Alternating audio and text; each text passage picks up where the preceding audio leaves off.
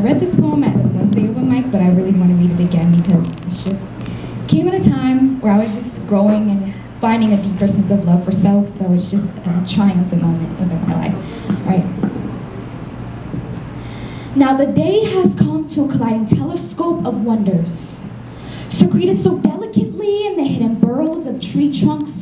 I elope leaves on the caves of skin that sit in my ears and listen in silence as daybreak broke bread with Mother Earth. And she and I got up in unison and dressed ourselves slowly, ever so carefully not to damage the newly born creation that Mother Earth and I had with penmanship and ink last night.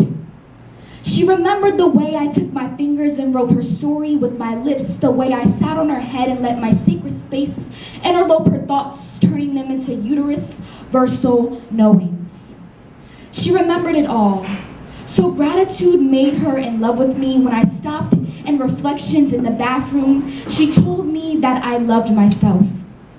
And I repeated it because I was the embodiment of the voice. The voice she lost in the gravel that made the bottom of her feet crinkle in. She gave me the clothes that were too small for her waist, and I wore them as if they belonged to me, never telling a soul that they were hers.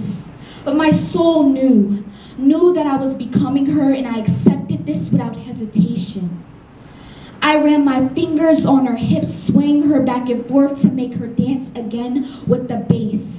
When that bass began to vibrate, hands held onto her mouth and pulled out smiles that had been hidden in the insides of teeth that once gnawed on my self-hatred. I held her in my hands and caressed her to tell her that mimicking birdsong, I sang, we sang, when I was just a young child to the lobes of her ears. To soothe those cracked feet with no coconut oil to moisturize them. They were crested clouds that held out real water for her to taste, but instead she cried and drank her salty tears because I taught her how to filter them. I taught her how to feel them. She remembered that night when I paid her a visit, when she was far removed from herself and intoxicated by perverted creeps and illusions.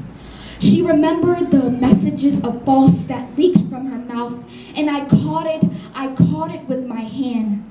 She remembered as I turned her pain into butterflies and I let them go. And she woke up the next morning and relieved her past in the toilet as if it was her regular routine. But she knew, and I knew, that things had changed.